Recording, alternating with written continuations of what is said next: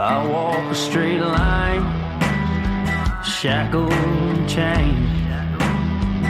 Oh, gruesome Gertie is calling my name. There is no mercy in this penitentiary. Just ask the Hillstring Gang, or Angola 3. I'm here for life, I'm here to die. Inside these walls, inside the wire. And when the wolf cries, I know it's over.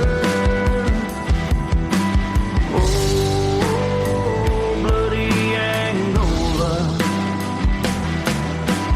Oh, bloody Angola.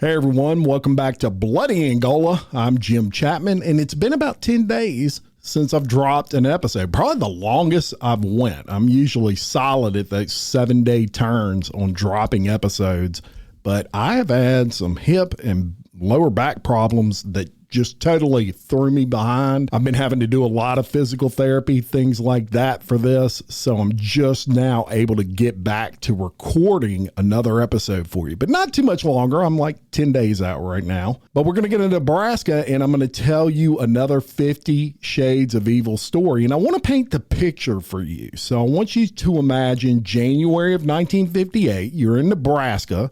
And of course, this is flat land. And it's January, so it's cold outside. Snow is lying dirty along the ditches. And in a black 1949 Ford, a 19-year-old garbage collector who has that James Dean style haircut of that day, he's got a .32 revolver, and beside him is a 14-year-old girl in that car. Now in the trunk is a body, and on the back roads behind him, several bodies of what would become one of the most shocking killing sprees in American history. 8 days, 11 dead. And an entire state was held hostage by 2 teenagers. So today I'm going to take you on that deep dive into the story of Charles Starkweather. He was a Nebraska killer. We're going to talk about his childhood, what shaped him, those teenage years that would harden him, as short as they were, in that 8-day rampage that made him infamous.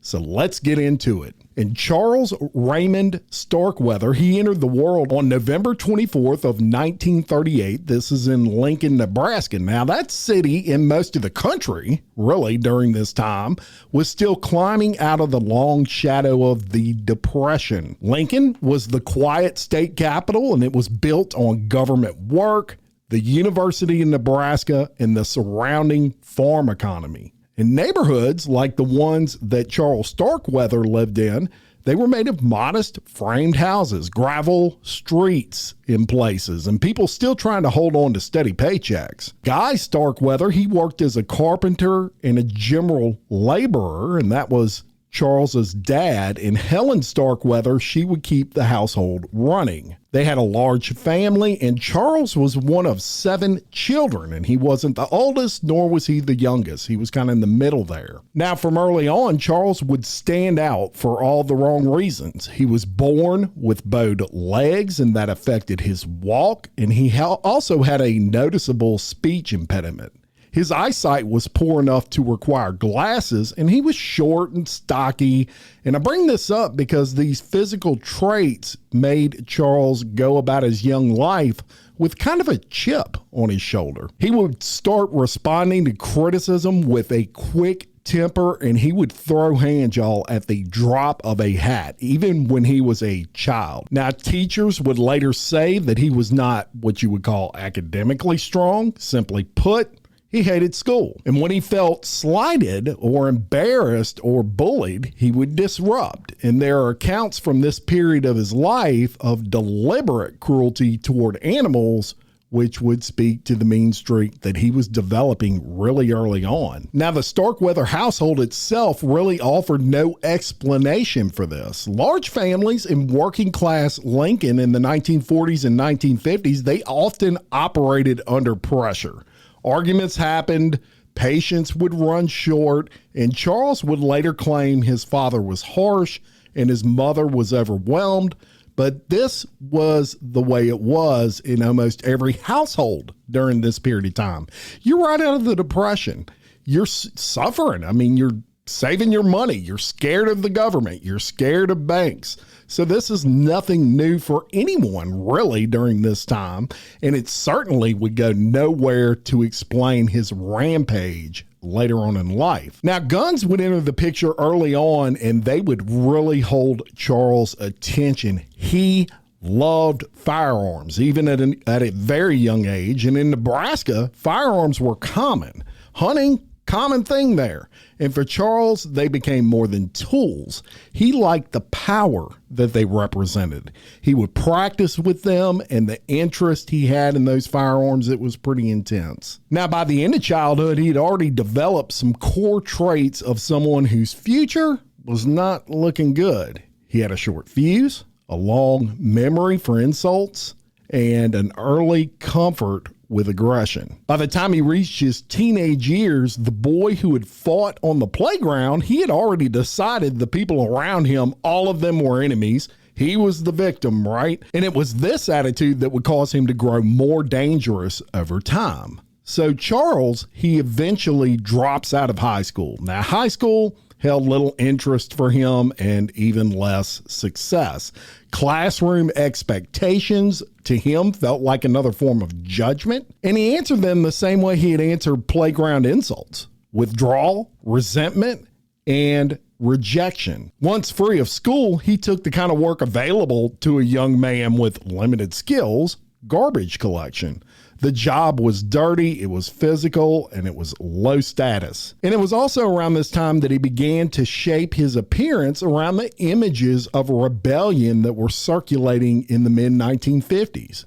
That James Dean look that I told you about: swept-backed hair, heavy stare, leather jacket, and the posture of a young man who believed the world owed him something. He became obsessed with having just the look of a rebel.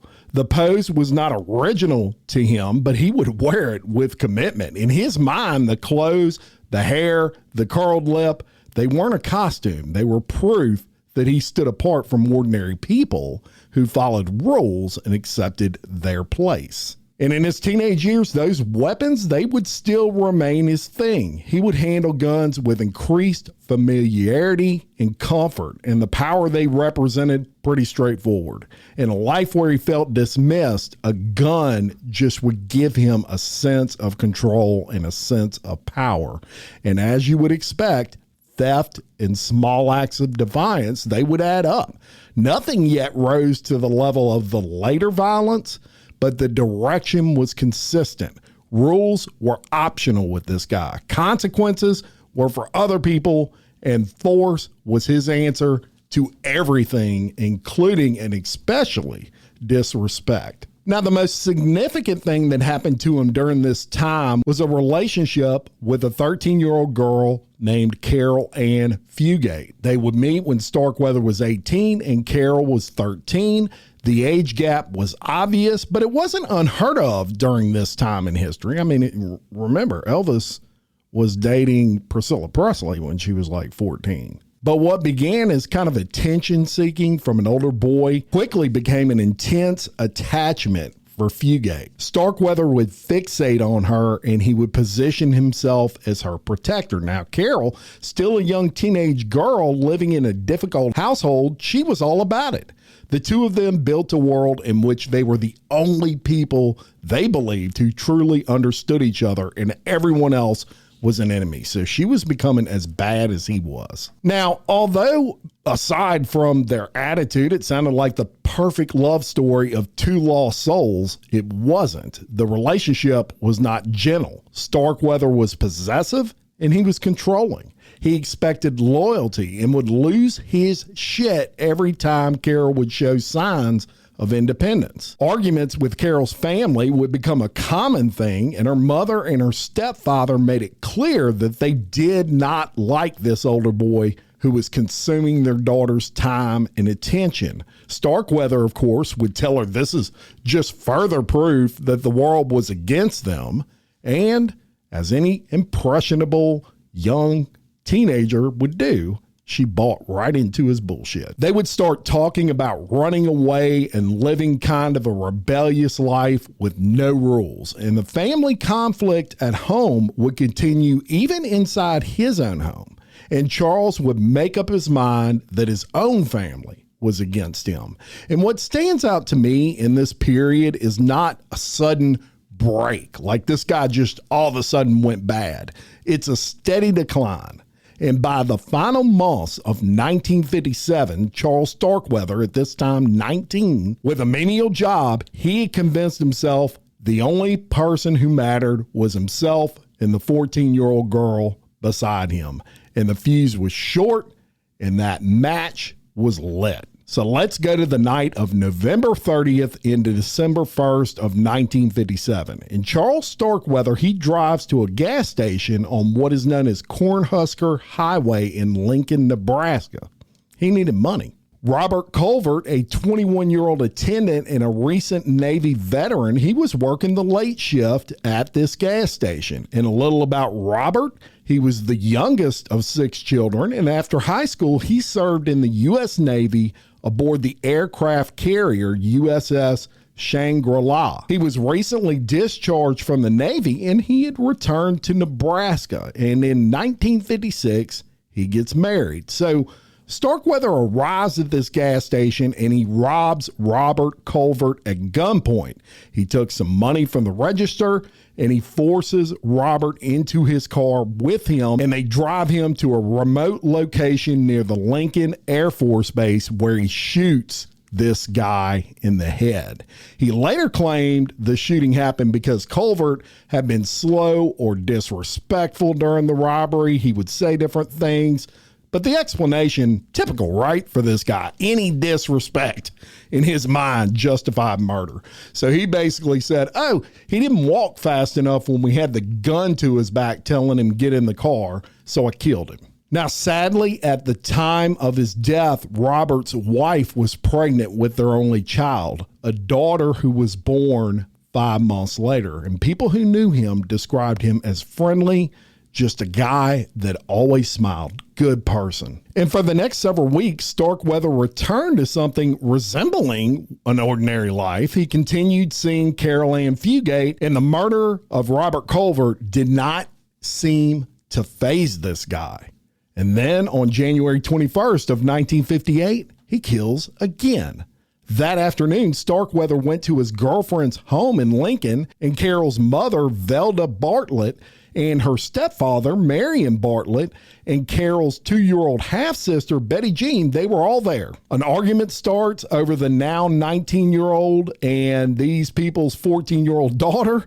Starkweather would later give conflicting accounts of who started the argument. What is not in dispute is the killing. Starkweather shoots both mom and dad, his own girlfriend's mom and dad, killing them, and then he kills the toddler, Betty Jean, by hitting her and crushing her skull. He then moved the 3 bodies to an outbuilding behind the house, and he hides these bodies. Starkweather and Caril then remained in the house for several days afterward, hiding out. They would eat food in the kitchen, they would watch TV, and they would turn away relatives and even a neighbor who came by curious, because this neighbor hadn't seen the family in days, and that was rare and strange. So these two, they would tell the people that came by, oh, the family, they're sick with the flu, and the bodies would stay hidden while the two of them lived in that home as if nothing ever happened. Then on January 27th, they finally left. Now, Starkweather would take weapons, he would take ammo, he would also take the family car.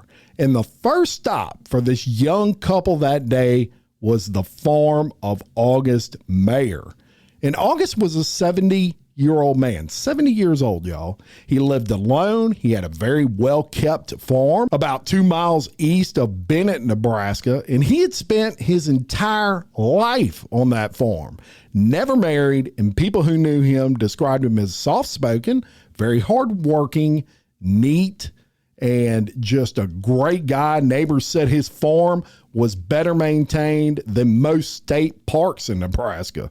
He took pride in his work, and he was also a man of faith. And incidentally, he was also a family friend of the Starkweathers. He had known Charles since Charles was born, and even allowed Guy Starkweather and his sons to hunt on his land. As a matter of fact, it was that prior relationship that led Charles Starkweather and Caril Ann Fugate to go there after leaving Caril's parents' house. So the couple went there with the specific intent to rob and kill Mayer. Charles Starkweather knew him, and he knew this was kind of an easy target. Older guy, right?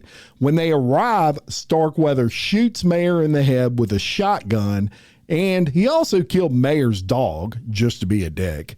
Mayer's body was then dragged into a warehouse/outbuilding behind the main house, and it gets partially hidden.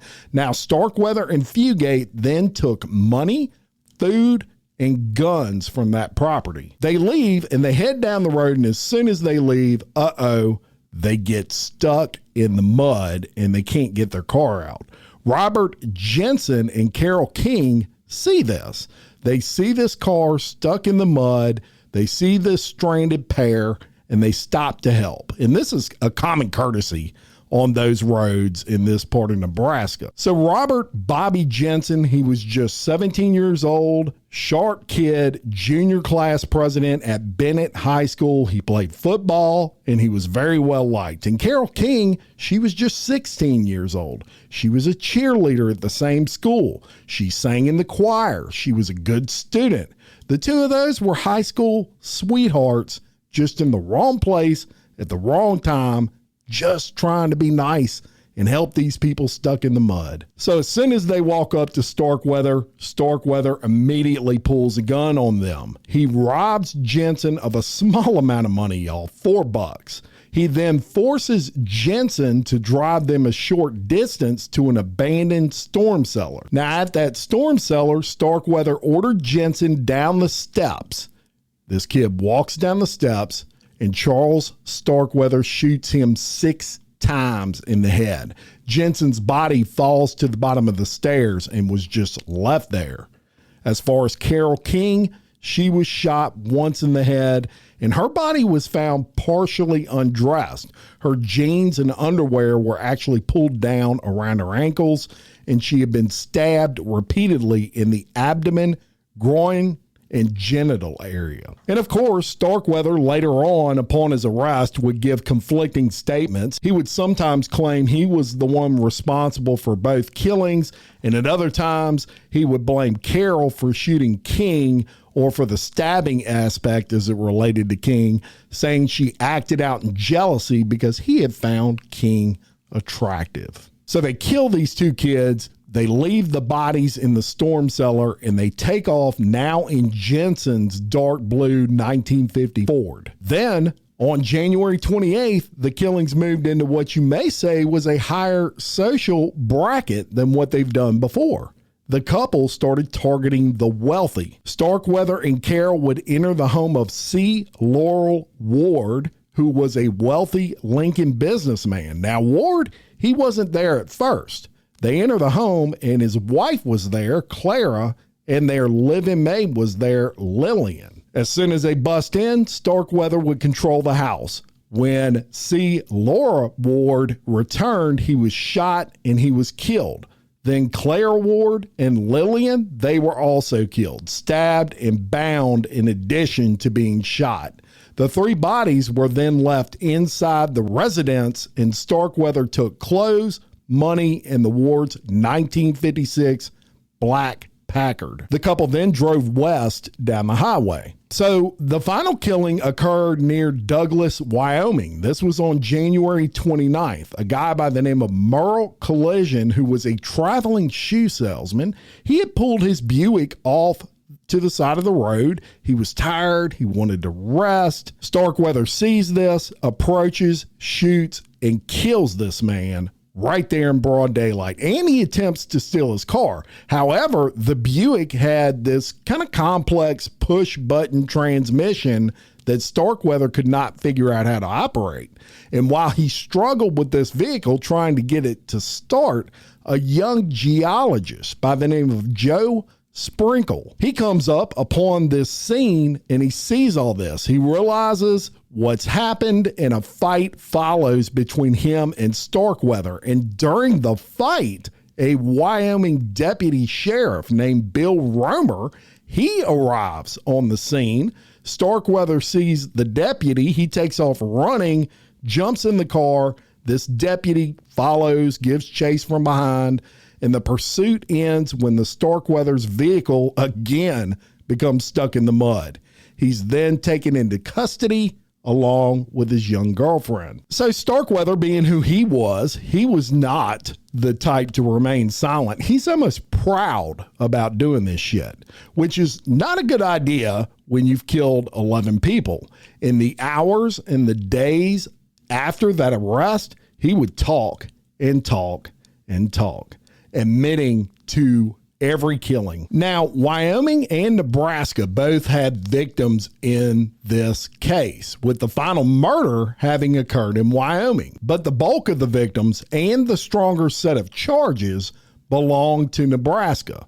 So Starkweather would return to Lincoln, Nebraska, and prosecutors, they made what I consider an interesting choice. Rather than attempt to try him for every murder at once, they concentrated on a single, totally provable case. They charge Starkweather with the murder of Robert Jensen, and the evidence was strong. They had ballistics, they had the stolen car, they had Charles Starkweather's own freaking confession, and the sequence of events also matched up to where they could get a conviction. So one solid conviction for first-degree murder is really all the state needed for the death penalty. So this trial starts in May of 1958. Can you believe that? Talk about moving fast compared to how fast trials move today, which is not fast at all, right? But it starts in May of 1958. It's in Lancaster County, and the courtroom, as you can imagine, is packed with reporters.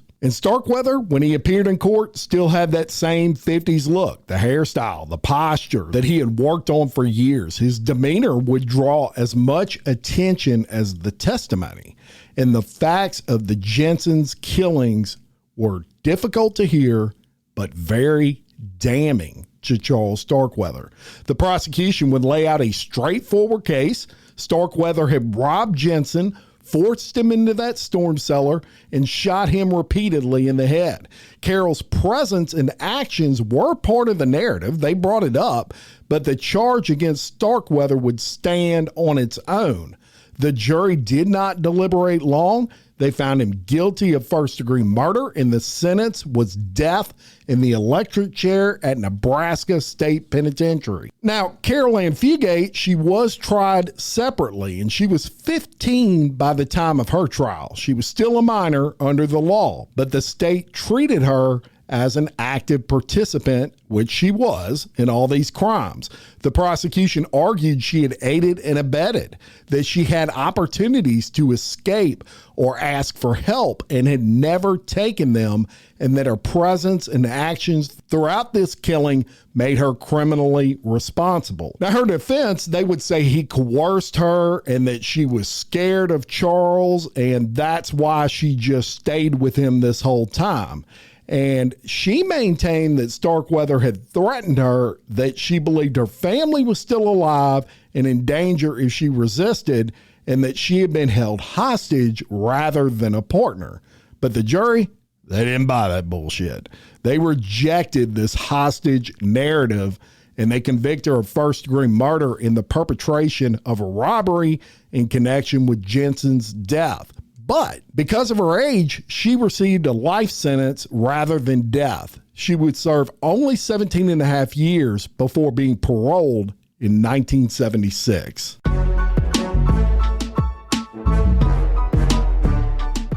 Jim, did you see what happened in Texas today? Wait, before you tell me that, let me tell you what happened in New York. It cannot be as crazy as the case I told you about yesterday in Louisiana. You know what? We should do a podcast about it. And with that, we did. Crime Wire Weekly covers the crime news headlines that have dominated the week. We cover trending crimes from all over the country and even sprinkle in a few globally. Crime Wire Weekly is available now wherever you listen to your podcasts. Simply by searching Crime Wire Weekly or clicking the link in the description of this podcast.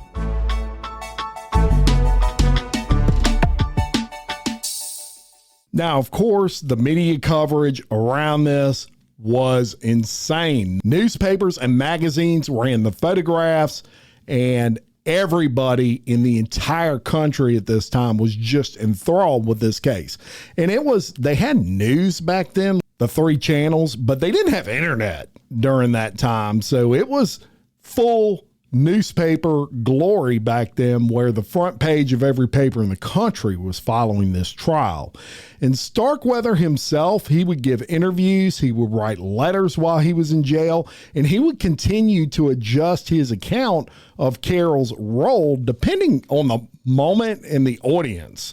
None of it altered that legal outcome. And throughout all these appeals where he was saying all those things, none of it stood except the conviction and the death sentence as well. So he gets transferred to Nebraska State Penitentiary in Lincoln to await execution. And on the night of June 24th into June 25th of 1959, the state of Nebraska prepared to carry out that sentence only a year after his conviction. Crazy, right? To think that hadn't been that damn long ago. And now you pretty much die in prison way before you're executed in most cases. It's just wild. But for Starkweather, the time was up for him. He ate his last meal, and then he met with the warden and the priest. And when the time came, he was taken to the execution chamber. The switches flipped, and Charles Starkweather was pronounced dead shortly after midnight on June 25th of 1959. Now, after Caril Ann Fugate was paroled, she left Nebraska. She lived quietly under her married name in another state, and she largely avoided the public eye. Now, the argument over her exact degree of culpability did not end with her release. It continued in books, documentaries, and conversations among people who still studied the case. Some still view her to this day as a coerced teenager who had survived the only way she knew how, and others held that her actions and her failures to escape or seek help made her a willing participant. There were supposedly a lot of opportunities where she could have escaped and chose not to. Now, in the years that have followed, this story became one of the foundational American narratives of the youthful killing spree. The images from 1958, the leather jacket, the young girl, the ordinary roads that turned into crime scenes proved something that could stand the test of time. Later on in life, a movie came out, and you probably heard of this movie. It was starred in by Woody Harrelson, and it was called Natural Born Killers. And that movie was inspired by this story. And even Bruce Springsteen titled an entire album Nebraska and opened it with a song written from inside the mind of a serial killer modeled on Starkweather. Of course, true crime books, television documentaries, and podcasts like this one would feature the case as well. Now, the electric chair at Nebraska State Penitentiary, it may have ended Charles Starkweather's life on a June night in 1959, but the story left behind didn't end with him. It continues to this day as one of, if not the most shocking and evil cases to ever come out of the state of Nebraska. So there you have it. 50 Shades of Evil, Nebraska. I'll be back soon to bring you another one. Check out the Patreon for commercial-free early releases and more. Patreon.com/Bloody Angola Podcast. Thank you so much for your support. Say a prayer, if you will, for my lower back and my hip, that I can get some relief from all of this pain every time I sit down to record a podcast. But until next time, for Bloody Angola, I'm your host, Jim Chapman. Much love.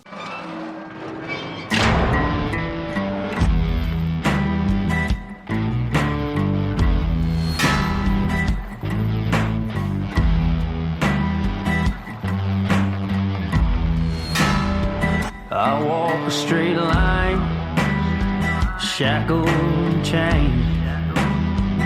Oh, gruesome Gertie is calling my name. There is no mercy in this penitentiary. Just ask the Hill String Gang, Rango